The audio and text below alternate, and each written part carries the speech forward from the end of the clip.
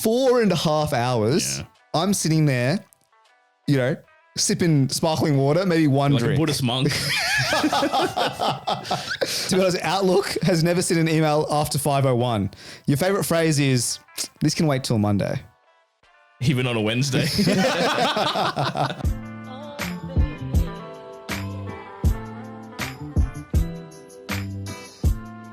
Welcome back to Critical Banter, the podcast that brings a Friday drinks chat to you. This week's episode, our game is AI or Not, and we are bringing back what your ex says about you. Before that, Trap the Week, we've got me and Miguel. We have Roey. G'day. And we have Sen. Yo, a lot of wedding chat last week. I caught up with Triple Cheese during the week, and he had another yarn for me because he was happy that you told his story last week about him being told to save the date. And he said a similar thing happened recently. So Triple Cheese older brother, who I don't think we've ever mentioned on this pod, so my other cousin, let's call him Quadruple Cheese. Quadruple Cheese, so Quad, so big Quaddy. So Quaddy's partner did like a dance performance recently with another girl. And then that girl was getting married, and that wedding was actually on last week. And so she came to Quaddy's partner and said, can you give me your name, Quaddy's full name, and Triple Cheese's full name? Like, this is a couple of months ago. And they're like, here we go. Beauty, we're on.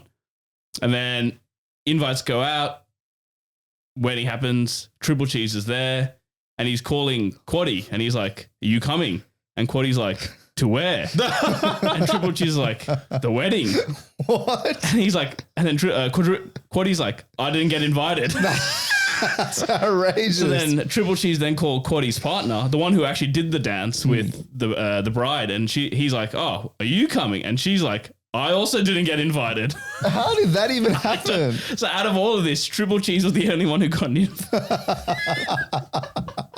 How does this keep happening to this bloke?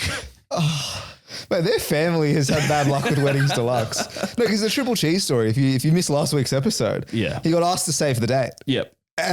And then was not sent an invitation. Actually, let me clarify that. So that save the date that you're mentioning was, I don't know which one you're talking about, because it actually happened to him twice. Okay, well then that's a skill issue. That's on him, I feel. So the first one was, it was actually Quaddy's one of his best friends from school, who was also friends with Triple Cheese.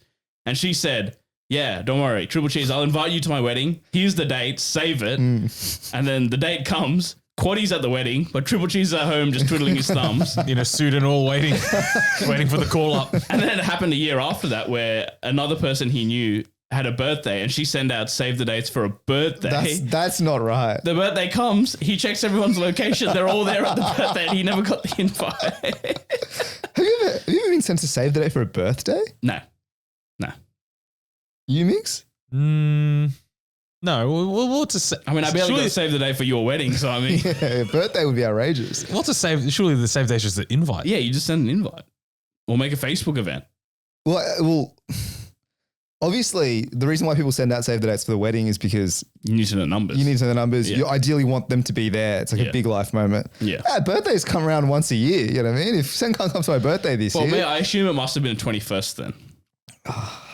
Yeah, maybe. But like from my experience, all the birthday parties that I've been invited to, sick one. They're all just like Facebook invites, and if I'm free that day, I rock up. If not, mate, tough luck. Any part of you think about doing your wedding invites on Facebook? Have you? I don't think I've seen a single wedding that's been done via Facebook, but. Well, yeah, last week we talked about a wedding done on Instagram, so the next level is the Facebook one. That's crazy. Look, to be honest, With Joy is a beautiful. Oh, look, you better be getting a cut of some sort of money by naming them, bro. No cuts. Are they cheap to use or they're free? Oh, it's free. Oh, you beauty. Yeah. So like the reason surely there has to be paid features. Like I think there premium. is. Yeah, but I'm not using any of those. Okay. This is just the so what are you missing out on? I don't countdown know. Is the countdown. Countdown is a free feature. But the reason why you need the full names is like I recently sent you boys the invitation finally after months of complaints, but like. I don't know everyone's email address, right? So I can't send the invitation via email. Yeah. So the only way you can unlock your schedule is if you write in the name that I have put in the database. So if maybe Quaddy has just got the name wrong. Maybe, potentially. Like she's got the name wrong and he's typing his real name and he can't get in. He's locked out. behind bars. Actually, let's talk about this. Now that you mentioned your invites have gone out, what's the etiquette here, Migs? So you gave us an RSVP date a couple of months away. Obviously, being a good friend, you would expect us to RSVP quite promptly, I imagine. Immediately. Miguel, I'm thinking of doing it. I'm taking it right down to the wire. I'm going to wait for the day of. You know what? I might even be cheeky and go a day after the cutoff date. What are you going to do? Can you please rescind his invite if he does that? Are you doing a hard cutoff? If you haven't responded by this date, you're gone. Yeah, 100%. Yeah, you say that now, but let's say grandma and grandpa have an RSVP. Tough luck. See you at the next wedding. Yeah, like your auntie and uncle, they have an RSVP. You're telling them to hit the bricks as well? Well, actually, this happened to one of my friends on With Joy, right? Beautiful provider. You can link people. So you can link couples and you can make them like a group, or like families and you make them a group, right? So what they did is my friends is a family of 5. They sent the kids, they grouped them together, and then the parents, they grouped them as a couple, right? So the kids RSVP'd. Yeah.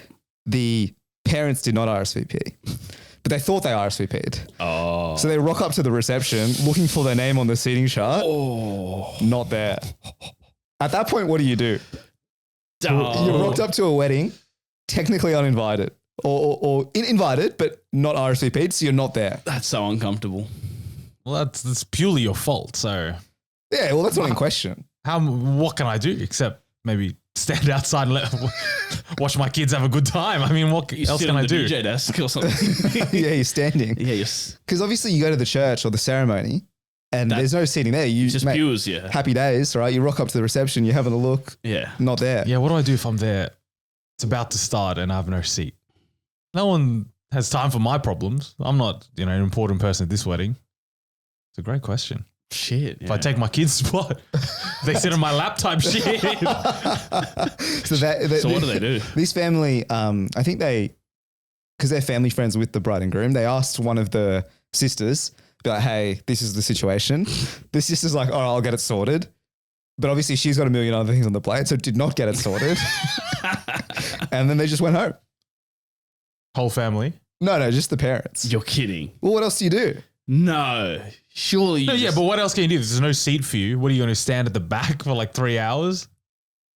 That's mental. And probably there is an element of shame. You know what I mean? That's a huge shame.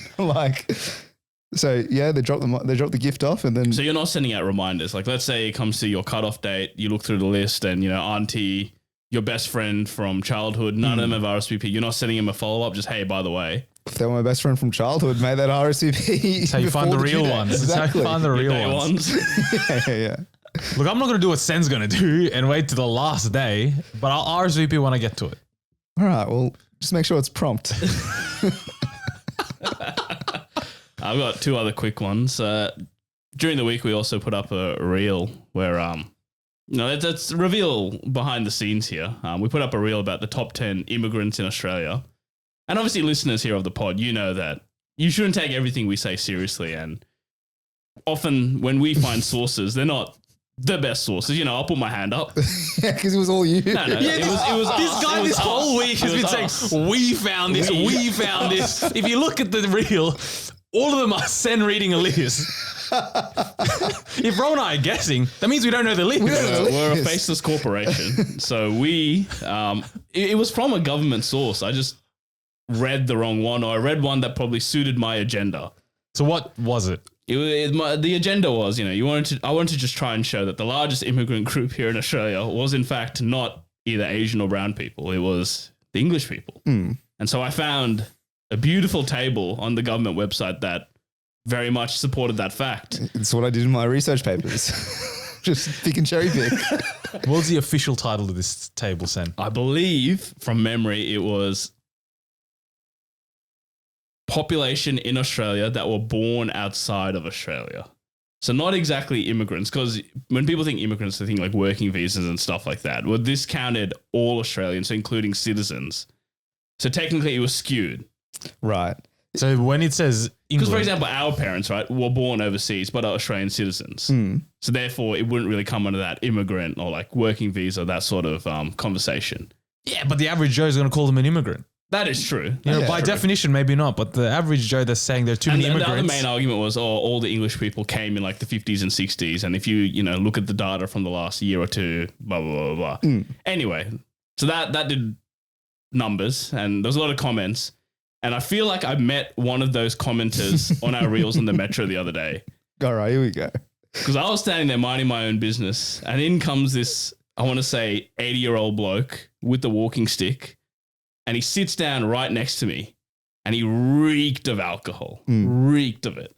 And he's on the phone. And I honestly, to this day, I still don't think he was actually talking to anyone on the phone because he seemed like he was missing a few screws. But this bloke was on the phone for from Chatswood till when I got off the metro. So about a good half an hour on the blower with someone yelling at the top of his lungs about how immigrants don't understand the Australian way of life. Really? Mind you, I look across, there was about 3 other Indian gentlemen across from me. There was a poor Indian lady to his right, and he was just going on and on. He's like, they don't know how to run business. They don't understand how to do this, that. And then suddenly he started blowing up about the unions.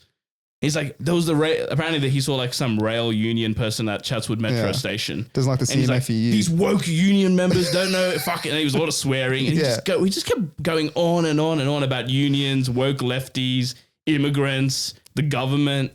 And I was like, and I was making awkward eye contact with the other curry uncles across from me. And I'm like, do we say something? Do we do anything? Nah, you let them fly. What would you have done? I was thinking of just moving and just sitting somewhere else, but I'm like, I might catch his eye and he might start torching me verbally. Did you feel unsafe? No, of course not. I could have whooped his ass pretty easily. Like I said, he had a walking stick. You do it, bro. I would have taken it and shoved it up his ass, but like, no, it's just uncomfortable. You just headphones in, noise cancel, mind your own business. No, I did the opposite. I paused the podcast. Listening to Howie Games, right? I paused it and I wanted to listen to this bloke instead. That's what I would do. And but after like 2-3 minutes. Honestly, it was that. Because I realized after about 5-10 minutes, it was just the same dribble over and over again. Bro probably forgot what he said 10 minutes ago. The other part was he had like a Frank Green row and I thought he was drinking water, but I was sitting right next to him and every time he took a swill, it's just the stench of like beer or some sort of alcohol. So he had like basically a thermo flask of some sort of liquor, of beer or liquor or something. That's he was just crazy. getting more and more drunk as the train went on. Well, to be honest, we got a message maybe from the bloke that you met on the train who said, without what white men built and invented, you wouldn't have the standard of living you have today. Be thankful to us. Show some damn respect. So for those of you that have seen the clip, I would love to know, where was the lack of respect? Where? I mean, you could basically hear that guy foaming at the mouth as he commented that. I don't know, man. I don't know what to do with any of this. We're just an information share. Yeah, it's an honest informational provider. exchange. That's all it is. Why is the word immigrant so just revs people disrespectful apparently? Why do people not like it? It is what it is. So you escaped the encounter on the train with the drunk racist? Godspeed to him. I think he must have got off a Tallawong or something. Yeah, characters you see on a metro. I got one last one. Just on that, the first, all right, we talked about that first list, the immigrant list. The list, the information was from the ABS, all right? So it's real data at some point. It's very credible data, just used in the wrong way. I'll put my hand up. Do you want to talk about the second list he came up with, Sen? Honestly, if I even find the website that I pulled that data off, I reckon people might stop listening right now. Let's see if I can find it. Bro got 10 most dangerous Sydney suburbs. Number 1 was Central. No, actually, I don't even think... Central Coast! The amount of people who commented Central Coast is not even in Sydney or Central Coast is not even a suburb. Yeah, well, we were flabbergasted on the day. We called it a nonsense list. Yeah. I don't even think it was an official list. I'm pretty sure it was just someone's blog. It was a blog. I remember, bro. I'm pretty sure it was a blog. It was like some mum's blog from like 10 years ago. That was your source. So I'm with the commenters on that one. That list was... I didn't think we would post it, so I just sent it. Well, it's good to see that we have an engaged audience. So, final one from me today is an impromptu mugging off, if you will. I went to my regular cafe, and they have like a reward system, and after X amount, you get like a free one, and all you have to do is just type in your mobile number, and then your profile comes up, and then you just select what you want to order, and then it's free. So you don't have to give your name or anything. So I had my free one earlier this week, put my mobile number in, and I remembered I signed up with my profile with my full name, my full Govey. So not Sen, it's Senthurin, and then my full last name. And then my coffee was ready and the barista was calling out my name. And then I remembered, like I said, it was my full name. And she had like an Asian accent. I'm not going to redo the Asian accent, but she first looked at my full name and I could see her do one of these ones. It is a long name, to be fair. And then she read out not only my first name, she also read out my last name, but she did it where she broke it down into 3 letters each, into each syllable. And she did it multiple times. And it seemed like she was taking the piss. See, the problem was I looked around. There was nobody else there, Ro. Just you. There was no one else there. So what'd she done? There was no need for that. And it felt like she was taking the piss out of my name. And I looked around. I deliberately made an effort to do the John Travolta meme where you look around. There was no one else there, babe. It was just me. So I just fucking took the coffee off her and walked off in an angry huff. That's pretty good from her. It's pretty funny. So it was Sen Thu Ran. Yes. And then my last name. And then she's repeating it multiple times. She did it twice. Just to make sure. I was flabbergasted. Pronounced it right. Thoughts on that?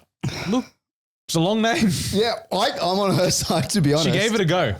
I mean, you've told this story ages ago when you were writing your ICAS, when you were doing the ICAS test trying to write your name. Yeah. It's not fitting in the boxes. So can you do much with someone who's, ESL? That's true. That's true. And she's probably trying to get better at it. Maybe it was actually not a mugging off. Maybe it was practice. Yeah, it was practice for her. Lucky it's damn good coffee, so I will be back there promptly. Will you be signing up with your shortened name? Yeah, I might create a new profile. Yeah, Sam or something. Yeah, just come up with a white name. Yeah. You hate to see it. I want to bring us back to wedding chat, boys, because last week I emceed my friend's wedding. Is emceeing the worst job at a wedding? Well, me and Ro, we listened to a podcast from a local Sydney comedian. He also talked about how he emceed a wedding. I think, was it in this week's episode or last week's episode? Right, I haven't caught up. Oh, okay. Yeah. And no spoilers. Yeah. He had a similar thought to you, where it was a ceremony and then the reception, and then you have the couple hours in between where it's free bevs. Oh, well, I'm going to tell the same story then. Okay, well, I'll let you do it then. You go on. So look, it's a thankless task. Like, no one's going to come up and give you kudos for it. Well, that's actually not true. But it's an important role. You got to keep the night going. A lot of people will give you kudos at the end of the night. At the end, that's right. You know what I'm saying? But like you said, like reception ceremony finishes, okay? This one finished at like maybe 3 o'clock. Yep. Their reception started at 7:30. So pretty big lead time. 4.5 hours. Yeah. I'm sitting there, sipping sparkling water, maybe one drink. Like a Buddhist monk. Meanwhile, no extracurriculars. Everyone around me is just drinking themselves senseless. It's on for young and old. It's actually a stitch up. It's a stitch up. So I'm sitting there while I have like gremlins in my ears, like trying to feed me beers, right? But I've got to be composed because obviously you don't want to make a mockery of this. It's like the happiest day of someone's life. Of course. So I'm sitting there, and then the thing with the MC gig, right, is like, first of all, it feels like you got to perform stand-up comedy, right? Yeah. And me, myself, obviously I'm not a stand-up comedian. I do this behind the camera, right? Not in front of a live audience. Yeah. So I'm sitting here like, all right, prepared the jokes. And to be fair, it's actually pretty fun coming up with the jokes. And I asked my friend, like, how red hot can I be? So I'm like, all right, look, I'll toe the line, some casual racism here and there, mate, fair play. Obviously don't make jokes about divorce. That's a given. Yeah, no, right? Mate. So I'm sitting here trying to, have this balance of like, funny, but also not inappropriate. Yeah. But you have to balance it because otherwise it's just dry. So I'll come up with the jokes. And how it worked is like the reception starts and you kind of have a conversation with like the venue manager and I'm shaking hands with the bloody DJ and he's telling me how to use the mics. I'm like, bro, don't worry, I know how to do this. I'm a professional. Yeah. With mics, I'm actually okay. Is the venue manager giving you the business? Like telling you, where's the, like you have to tell them where the toilets are, like all the admin, all of the admin and what about stuff, like the entrances of the bride and groom or all that? Do you have to do all that? So I got the run sheet from the groom, and he told me, and I don't know how it works emceeing usually. Like everyone, I was asked, and I said yes, right? He then asked a couple other people to MC with me. They all said no. I did not realize it's something that you can say no to. So here I am up by myself like a schmuck, right? Just performing a stand-up comedy routine for five or so minutes. So I've talked to the venue manager. He's a pretty nice guy actually. His name's Chester, great bloke. He's like, all right, look, this is the timings. We're just making sure we've got the same run sheet, this and that. Then I go up and deliver my 5-minute stand-up comedy routine. And then how it worked is like I would have to do this, toilets are here, exits are there, smoking's there, drinks are here, etc. And then I would have to like announce the entrances of the bridal party. Yeah. So I was like, all right, realistically, the rest of the night is going to be fine. I just need to go through this routine. Yeah. And then really it's just like, all right. And then the next speech is the bride. And then you have like a little one-liner about the bride speech and et cetera, et cetera. So you really just need to get through the first couple of minutes. So I'm now asking my friends, I'm like, look, all right, the difference between stand-up comedy and a wedding MC gig is that at a wedding MC gig, you've got basically all the generations. You've got young kids, you've got people our age, you've got, older family friends, and then you got the oldies. And then even older than that, the grandparents as well. Do you know what I'm saying? So, mate, try coming up with jokes. It's impossible to fit all of those people's humor. Mate, it's a godforsaken task. I'll tell you that much for free. So I get up there and I've started my routine. And I don't know how it went. It's actually very hard to know how it went. Because on one side of the room, the youngins are having the time of their life. Yeah. Then I look at the other side of the room. Crickets. I'm just getting blank faces. So we'll say I kind of middled out. All right. So I middled out. And then can't please everyone. Can't please everyone. I go through the bit and then the rest of the night goes smoothly. And then I'm enjoying myself. Right. Yeah. I don't know at what point you can start to enjoy myself. Like whether it's like after everything finishes and then you're on the dance floor, or you can kind of go through. But I decided, you know what? It's keep it safe. Yeah. Go out once everything's over. Oh no, I didn't think that at all. Oh, you didn't think that? I thought, Rosie, I don't care anymore. It's starting to sink them. I thought, mate, maybe like halfway through the speeches, you can start to let loose. Maybe after that, I started to let loose. Yeah, okay. And then it was just by the time of first dance, you're already gone. Mate, there was not even a first dance. Oh, okay. He actually, the groom actually was quite cute. He prepared his own He plays guitar and he prepared his own like Studio Ghibli type theme for his wife, which is quite beautiful. Beautiful. So I finished that off, and then the wedding was in Bendooley Estate. Yeah. Okay, so that's in BOWRAL. And how we get to the venue is like you have to book a taxi because there's like no Ubers around. So I booked the taxi for whatever time to get to the ceremony, and I'll tell you what. There's a reason why taxis are being taken over, because this guy, it's literally a 10-minute drive between our Airbnb and the venue. How much she charge you? Mate, we didn't even get off our road and the meter was at $23. And I'm sitting here like, this is outrageous. What did it start at? It started at like $10. And then it just went up $1 a second. And so at the end of it, we paid $75 for the taxi for a 10-minute drive. But I was like, whatever, it's the cost of doing business. We asked this guy, we're like, hey, do we need to book? For real? No, we should have asked that. But we asked the guy, it's like, hey man, can we, like, do we have to book on the way back? He's like, yeah, you can. Wait, you were ready to hand over another 75 schmacks. What other choice does he have? There's literally Just get a horse or something. Yeah, go to the stables and mate, grab Maccabi Deeper and off you go. But yeah, so look. So you had to call him again. So we were like, all right, can we call you? What time do you guys finish? He's like, don't worry, it's a 24/7 taxi. I'm like, okay. Beautiful. So we didn't know what time we were going to finish up. Was it a brother? No, it was maybe the bloke who. Oh, okay. Yeah, one of our other brethren. Okay. The ops. Not the ops. Not the ops. So I asked him like, hey man, can you pick us up? We'll give you a call at what time? He's like, 24/7, no stress. So we finished the wedding. I think the wedding finishes at 11:30, and then. Mate, there's chats for kick-ons. Where's kick-ons coming up? So, all right, well, we got another friend's Airbnb that is deciding to host the kick-ons. So we then call our good friend, the taxi guy, back, and he says, oh, look, to be honest, it's going to be a 2.5 hour wait. And we're like, why? Well, what do you mean? It's like, oh, well, to be honest, like I'm the only one doing the shift and we've already got a backlog of cars. So I'm sitting here like, all right, well, this is not ideal. So I'll check the Uber. In BOWRAL, there's one Uber. Really? That's it. Was it him? It wasn't him. It was a different guy. And so you can't get this guy. So now we're sitting here like stranded. He's got a monopoly on the market, that guy. No, it's two different guys. There's two blokes. Mate, cartel is what it is in BOWRAL. Monopoly. Yeah. And so we got now no way to, first of all, get to the kick-ons, but actually more importantly, mate, sack the kick-ons. How do we get home? Yeah. So we're sitting here like, right, this is an interesting situation. So we're stranded at BOWRAL with a couple of other groups as well. But lucky for them, they've got friends who are coming, like maybe one of them didn't drink and they're driving and picking them all up. So we're sitting here like, all right, well, we're going to be in a bit of trouble here. So I look over and our friend Chester, the venue manager, he's walking out. And I'm like, Chester, mate, can I I built up quite a rapport with Chester actually over the course of the evening. I'm like, Chester, brother, mate, would you be so kind? Would it be of trouble if you could potentially drop us to the kick-ons? And Chester, the good bloke, he said yes. Did you have to pay him? Well, we paid him $40. That's pretty good. Or really half the taxi. Yeah, exactly. That's great.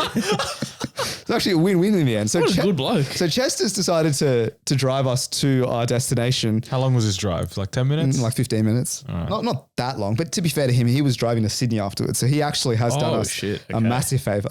But I could tell he didn't really want to do it because he was driving at like 150 on like curved roads, just driving in the middle of the road. The middle of the road. Not at his lane, not in our lane. But all in all, look, we got to kick-ons, mate. Great time. But just PSA out there, if you got a wedding in BOWRAL, dude, sort your transport because there's not a lot. There is not a lot.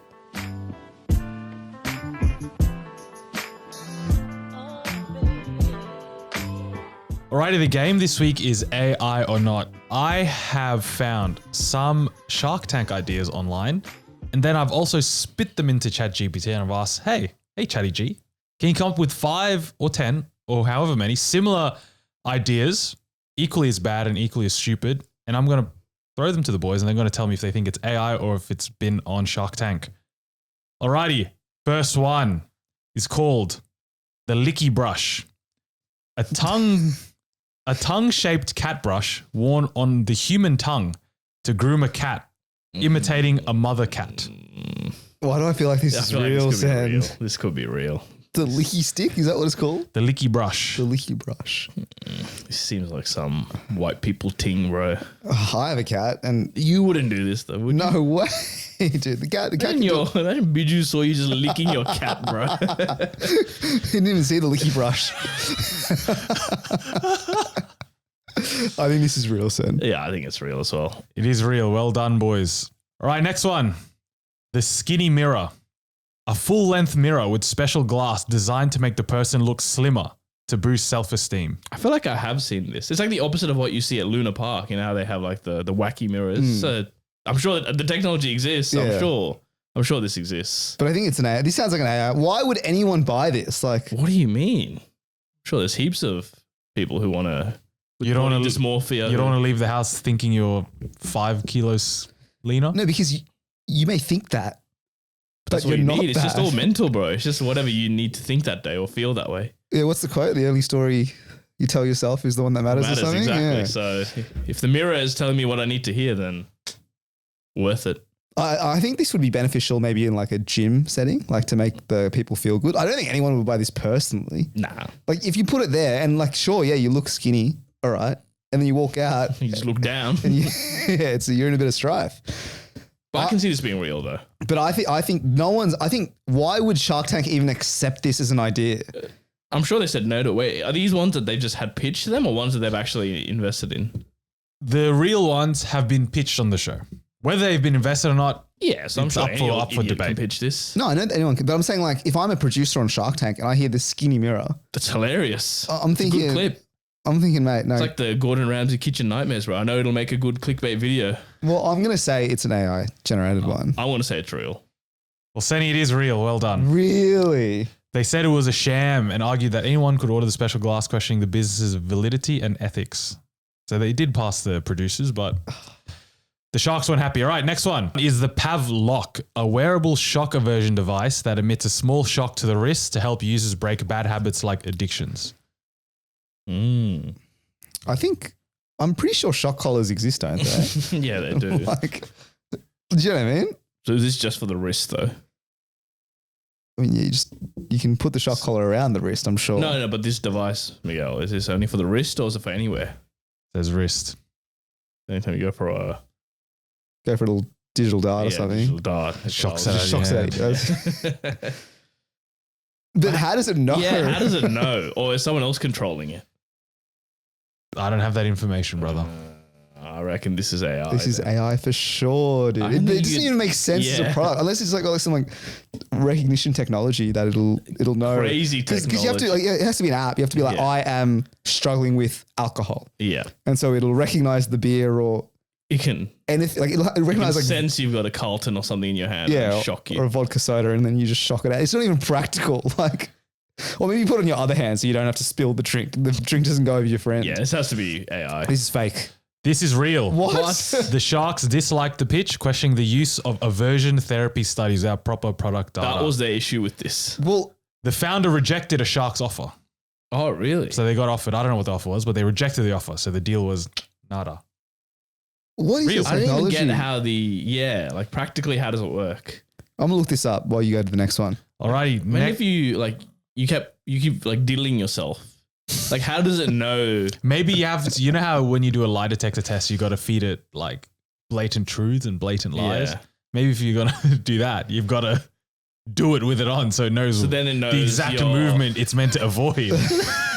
But what if I'm getting? Yeah, okay. Okay, so it's actually in production, by the way. So you can buy it. Let's So- buy one.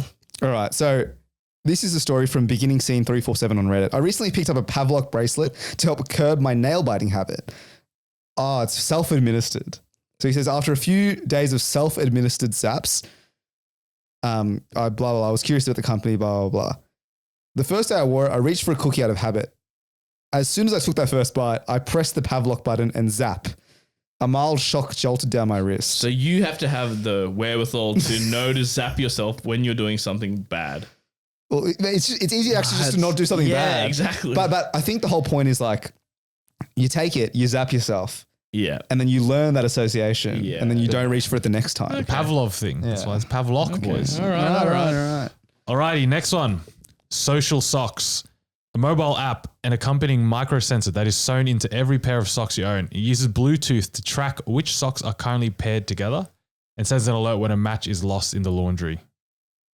No, just This is buy not- bulk this is- white socks, bro. this is not real. How Although could your microchips? How are you meant to wash these socks then? waterproof, bro. Yeah, okay. How much are these socks then? Like $1,000? yeah.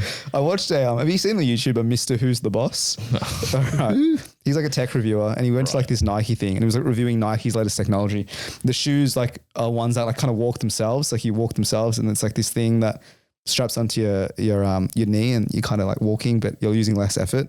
There's like another jacket where you have like this pump, so you instead of like having feathers to make you warm, it's like air that makes you warm. And it was like one of the YouTube comment. It was like, oh, can't wait for 2050 where I have to charge my jacket, my shoes, my phone, my glasses just to walk out of the house.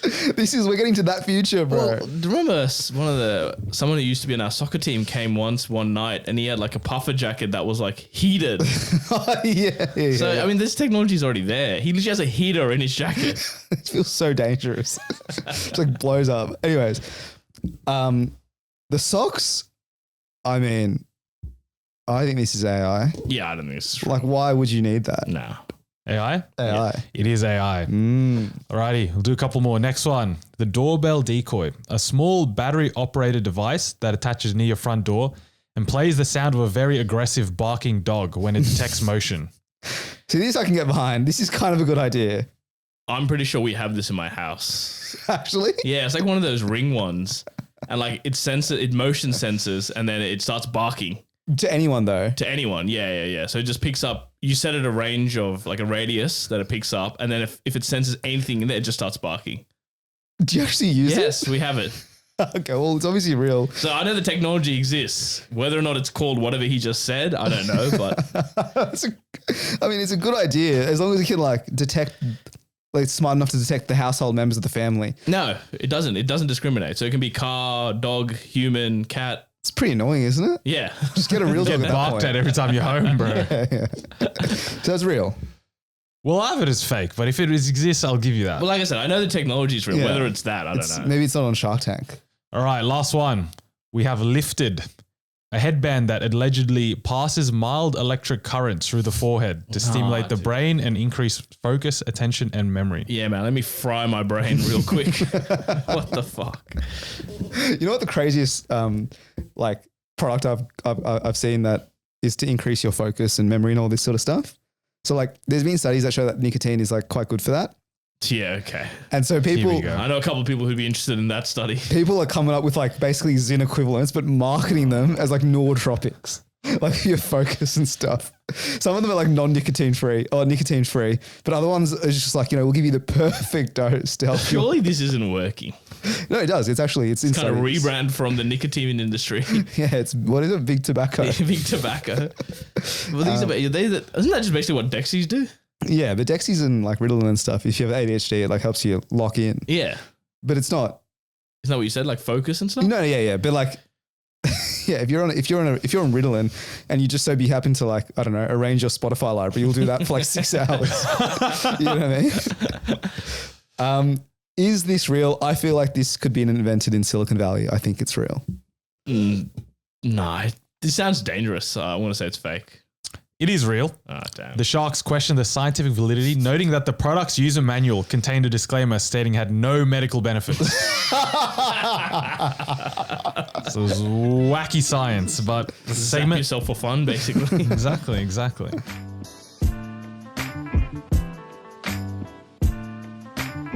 All right, we're doing This Is What Your Ex Says About You. I'll start us off. The first one is This Is What Your Clock Off Time Says About You. All right, if you clock off at 7 p.m., you're an associate level lawyer, most likely. You're redlining a contract that's going to be obsolete by tomorrow, and your inbox has multiple replies that start with, as per my last email. Right, I've got if you're clocking off at 4 p.m. before you're meant to end work. All right, if you clock up at 4 p.m., you're all about finding little tricks and shortcuts. Your favorite line is, I'll be back online when I get home, which involves you watching TV, opening your laptop and wiggling your mouse every 10 minutes just so your computer doesn't go to sleep. According to Bondi Pizza and Yochi, your birthday is every 2 months because you're trying to get those freebies all the time. And your use of ChatGPT is blurring between addiction and codependency. I'd love to see the percentage of people who actually go back home and log on once they leave at 4 p.m. Mate, less than 10%, I'd say. All right, mine's up next. If you clock off at 5 p.m., to be honest, this is you're working a government job or you're in HR. The laptop's in the bag by 4:55, and to be honest, Outlook has never sent an email after 5:01. Your favorite phrase is, "This can wait till Monday." Even on a Wednesday. Yeah, if you're clocking off at 5, I feel like you're the type that, 4:45 strikes, you're just waiting to see if anyone's willing, even 4, you're willing to see if anyone's leaving early so you can tag along and jog on as well. Yeah, at 4:40, you're asking if anyone needs any last minute help with anything, but your laptop's already halfway in your bag. Yeah, it's an empty offer. It's the biggest empty offer I've ever heard in my life. All right, mine is you're clocking off at 2 a.m. So if you're clocking off at 2 a.m., you're either an investment banker, a doctor, or you're cheating on your partner. Either that or you're just ravenous for the free Uber Eats or a taxi home. Yeah, this is 100% true. I think when you're in those fields, like, I mean, if you're a doctor, but you're not getting a taxi home. Yeah. But if you're an investment banker, right, you clock off at 2 a.m., I think the first couple of months, you're thrilled. Yeah. Free Uber, or like free food. The novelty of it. Dinner's paid for. Oh, I get a taxi or an Uber home. Mate, no dramas. Mate, some boys come in the Uber after a night out. I'll shout them.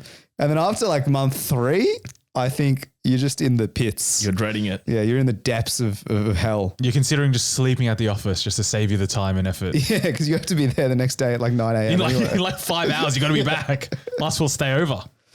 I got another one. When you clock off at 8 p.m., you're a consultant probably on your 14th polish of a slide deck that was flagged for unprofessionalism because you forgot a comma on slide 9.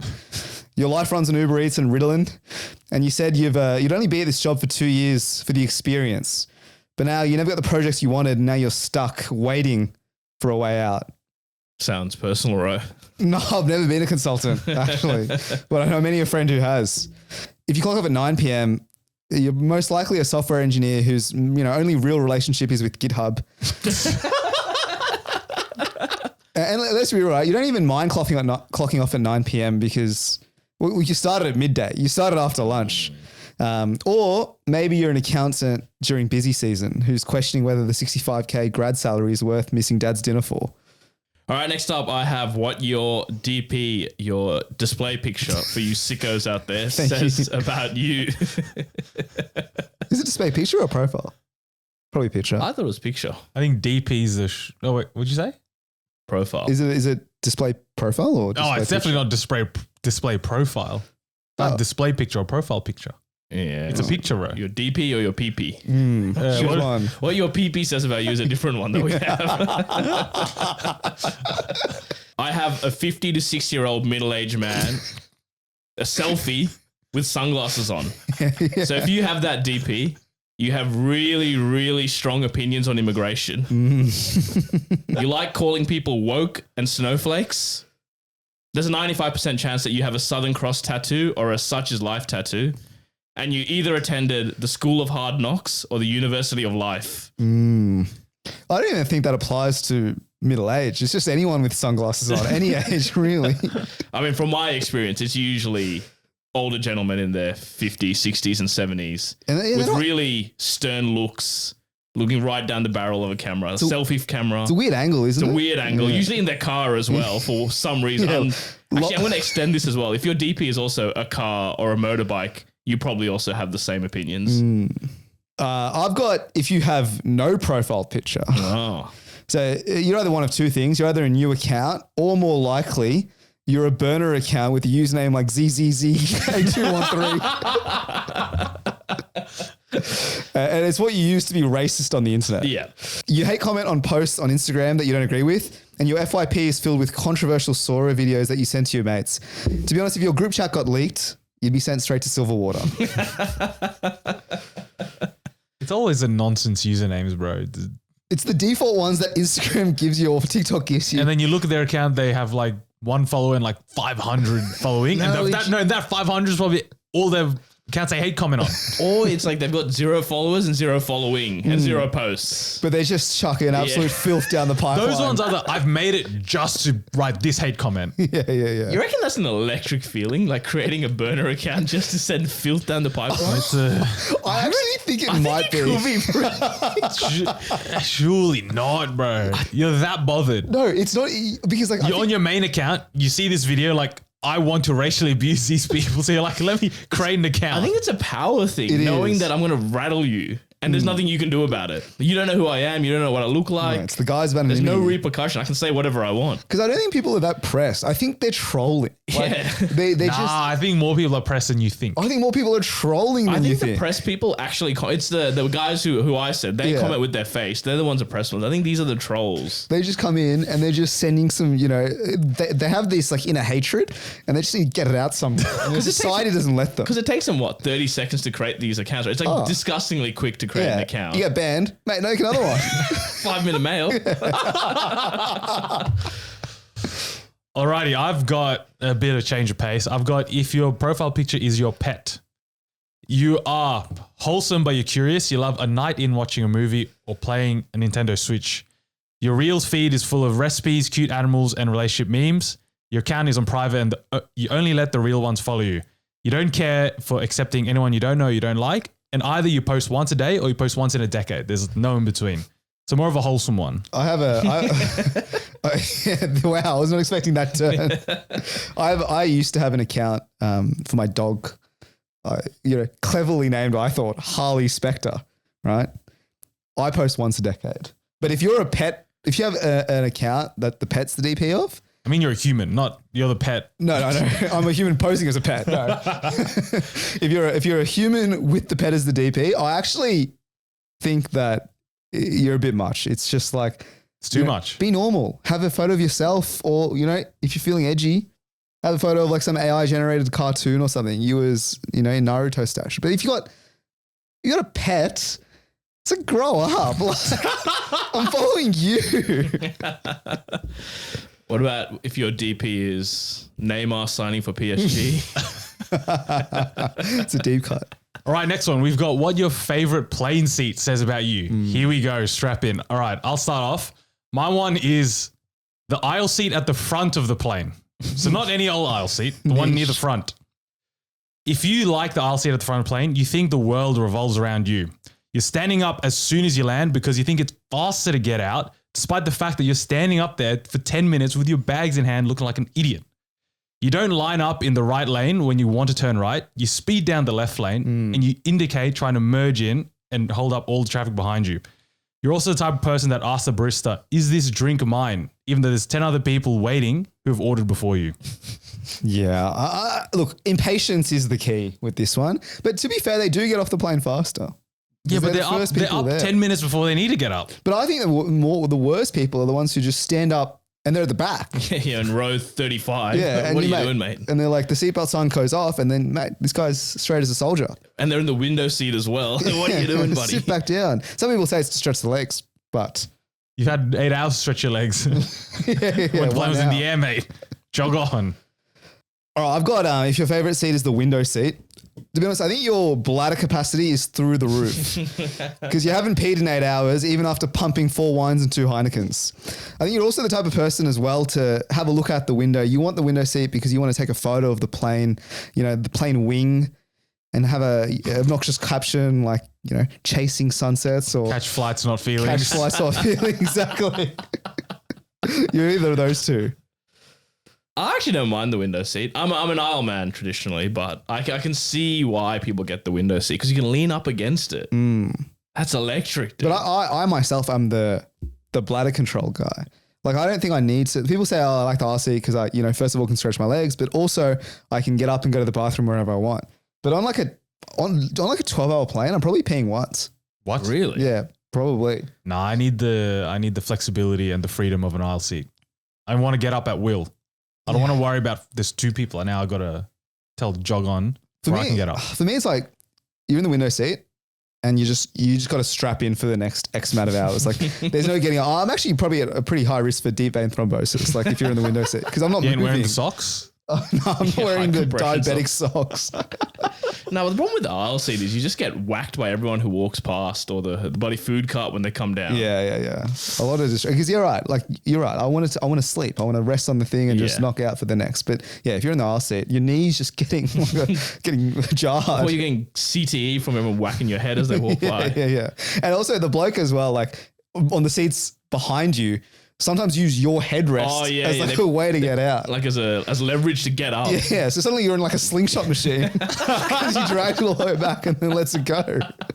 Yeah. Do you ever get it where you're sitting in the aisle seat and someone's trying to get their bag on top of you and they're like crotch you just like near your fucking head? Yeah. Like, get out of here, mate.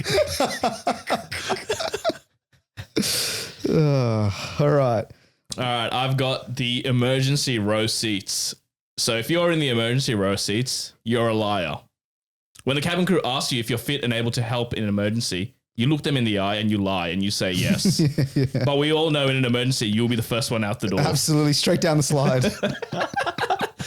You also have a lot of disposable income because those seats aren't cheap. Yeah, I don't know why you'd sit in the emergency exit aisle. Extra legroom, allegedly. Yeah, I was going to say, if you sit in the emergency aisle, you're probably like 6 foot plus. Yeah, probably. Yeah, true. Which then tells me something about you, Sen, and the lies all these years. But sometimes you just get the emergency. Like I've never paid for the emergency row. They just give it to you at the thing. Do you reckon they profile? Like, you reckon they're giving an elderly woman the emergency seat? No, probably not, right? I think you're supposed to help. Yeah, I think, yeah. You know what I mean? So that's a good thing if they're picking you out and be like, give this guy the young strapping lad is what they say. When's the last time you listened to a safety briefing on a plane, just quietly? Nah. Oh yeah, actually, how about this? I'll one up you. When I came back from Singapore, we were flying Scoot, and I was having a good old time watching whatever movie I was watching. Actually, Happy Gilmore 2. Yeah. And the cabin crew must have said, the captain must have said, prepare the cabin for landing. And they come around and he yanked the AirPod out of my ear and he said, no earpods for landing. And I'm like, what? Am I going to land the plane? Why the fuck do I have to listen? He's like, just in case there's an emergency, you need to be able to listen to instructions. Yeah.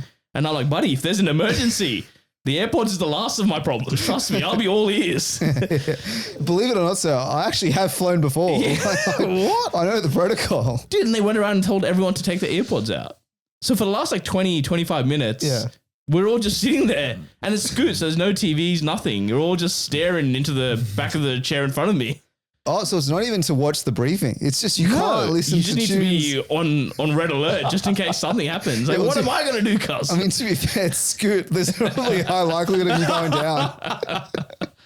Yeah, in terms of have I listened to the safety years? As in, I think I know the gist after a while. like Qantas, I always listen to it. Not because they do it at the front. It's because they pause the movie that you're watching and they play it on the bloody screen.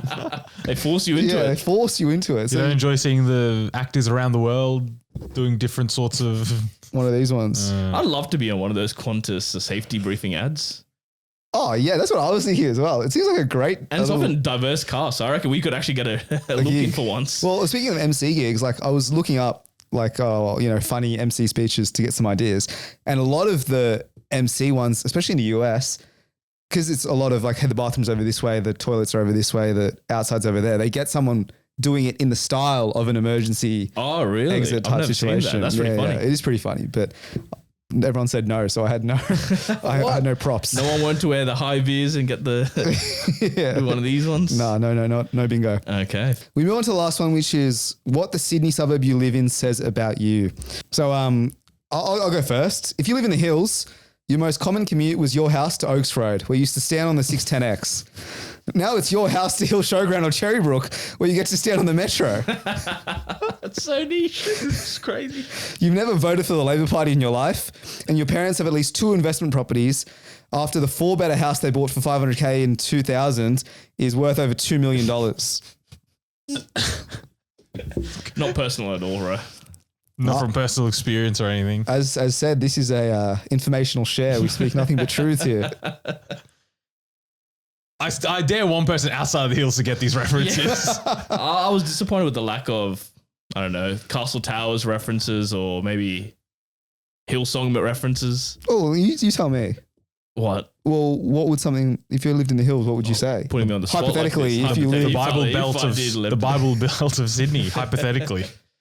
Wow. Well, by the way, Castle Mall. Surely that's a if you know, you know. Castle Mall. Yeah, that is an if you know. By the way, Yoshi's coming to Castle Hill just quietly. Castle Towers. We've spoken about this in the Piazza, right? Yeah, that's it. Ago, yeah. Oh, wait, no, I thought it already opened. Nah, it's not open yet. Oh, apparently Nando's is coming back as well. Don't care for Nando's. You off Nando's? A little bit. Yeah, I agree.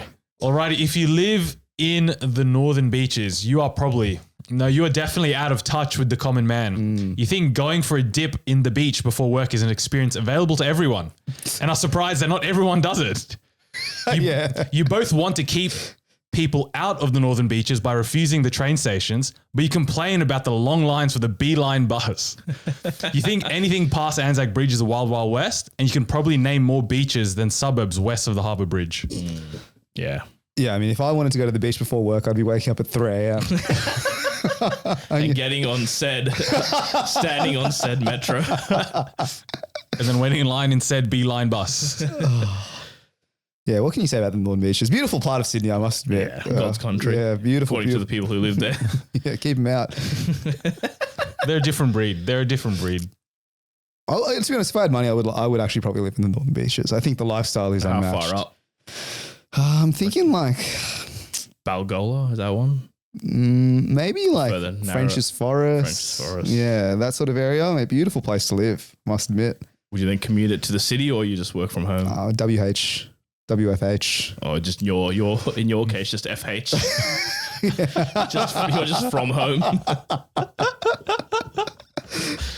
All right, to end us off, I've got Cabramatta. So if you're from Cabramatta, your last name is either Nguyen or Tran.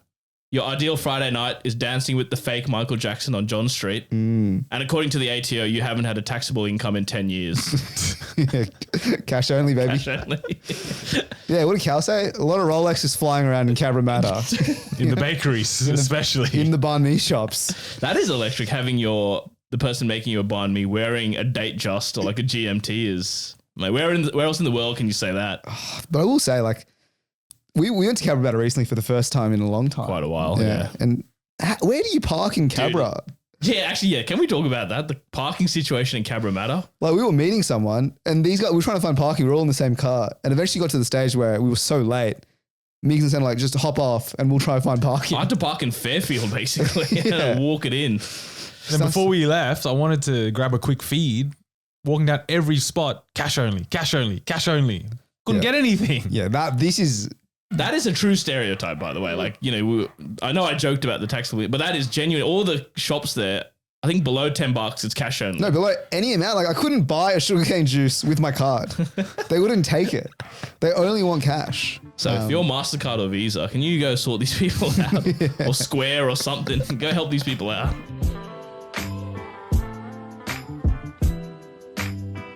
Alrighty, that brings us to the end of this week's episode. As per usual, you can find all of our previous stuff on Apple Podcasts, Spotify, YouTube, TikTok. Give us all a follow there. Any shout outs for this week, boys? Shout out the boys. Oh, well, actually, no. Kush. Can we say Kush will be back soon? We'll be back on our shores, so you can catch him here live and direct in Sydney. If you see him around, give him a Stay Dangerous. Other than that, we'll catch you next week.